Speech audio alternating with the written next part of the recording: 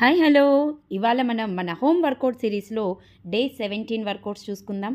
ఇవాళ మన target body part వచ్చేసి కోర్ని స్ట్రెంథనింగ్ ఎలా చేసుకోవచ్చు అంటే వెయిట్స్ యూస్ చేసే కోర్ స్ట్రెంథనింగ్ కాదు, మనం హోమ్ వర్కౌట్స్ ఫంక్షనల్ ట్రైనింగ్ చేసుకుంటూ కూడా హోమ్ వర్కౌట్స్ చేసుకుంటూ కూడా కోర్ స్ట్రెంత్ చేసుకోవచ్చు. This is the first type and this one is the second type.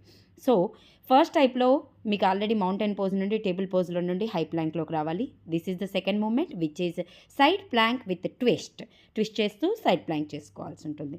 And next వచ్చేసి థర్డ్ మూమెంట్ సైడ్ ప్లాంక్లోనే హోల్డ్ అవుతూ ఆబ్లిక్ని క్రంచ్ చేయాల్సి ఉంటుంది. మన ఎల్బోని కింద ఉన్న లెగ్ ఏదైతే ఉందో దాన్ని నీతో క్రంచ్ చేసుకోవాల్సి ఉంటుంది and hold throughout the work out.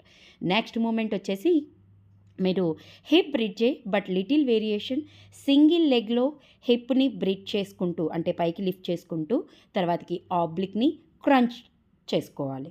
So ఇలా మీరు నేను ఇక్కడ చూపిస్తున్న ప్రతి మూమెంట్ని each workout 20 to 25 times repetition చేసుకొని ఉంటే మీ కోర్ స్ట్రెంత్ని ఇంక్రీజ్ అవుతుంది, as well as belly fat కూడా చాలా చక్కగా రెడ్యూస్ అవుతుంది.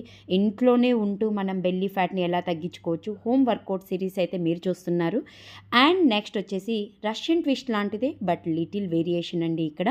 సో తర్వాతకి గొరిల్లా ప్లాంక్ చూస్తున్నాం మనం. గొరిల్లా ప్లాంక్లో ఏంటంటే టేబుల్ పోజ్ లాగానే ఉంటుంది బట్ నీస్ అనేవి మ్యాట్కి టచ్ కాకుండా గాల్లోనే ఉంచుకోవాలి.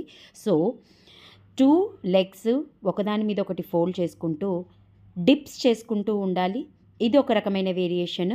ఇందాక వచ్చేసి షోల్డర్ ట్యాప్స్, గొరిల్లా ప్లాంక్లో షోల్డర్ ట్యాప్ని చేసుకున్నాము. And last variation of the gorilla plank చూస్తున్నారు మీరు ఇక్కడ. దీంట్లో ఒక బ్లాక్ని మీరు మధ్యలో పిక్ చేసి దాన్ని డ్రాప్ చేసి ఆ బ్లాక్ మీదే 2 నీస్ని టచ్ చేసేయాల్సి ఉంటుంది. మనం నార్మల్గా రష్యన్ ట్విస్ట్ చేస్తూ ఉంటామండి, దాంట్లోనే ఇది లిటిల్ వేరియేషన్. ఇలా హ్యాండ్స్ని సైడ్కి మనం ట్విస్ట్ చేస్తూ మన గేజ్ అనేది ఫింగర్ టిప్స్ మీదే ఉండాలండి. సో బాడీని కూడా మన టార్సో అప్పర్ బాడీ ఏదైతే ఉందో దాన్ని కూడా సైడ్కి ట్విస్ట్ చేసుకుంటూ ఉండాలి. అండ్ ఇది వచ్చేసి crunches, sitting crunches both side 25 each.